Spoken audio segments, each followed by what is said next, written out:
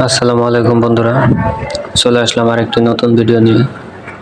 আজকের ভিডিওতে থাকবে কিভাবে আমরা ব্যাকগ্রাউন্ডে যে টাইপগুলো থাকে সেই টাইপগুলো কিভাবে আমরা ফটোশপ সফটওয়্যার দিয়ে স্মুথলি ফেলে দিতে পারি বা রিমুভ করতে পারি।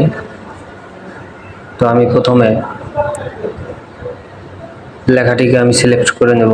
তো সিলেক্ট করার জন্য আমি অবজেক্ট সিলেকশন টুলটি নিয়ে নেব।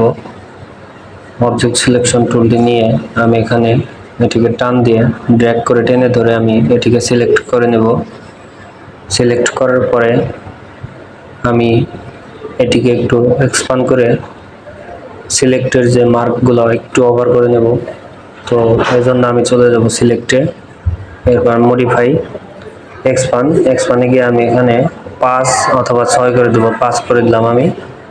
এরপরে আমি এখান থেকে চলে যাব এডিটে গিয়ে আমি এখান থেকে ফিলে চাপ দিয়ে আমি এখান থেকে, তো ফিলের অপশনটা একটু বাইরে চলে গেছে, আমার ইয়েটা ছোট।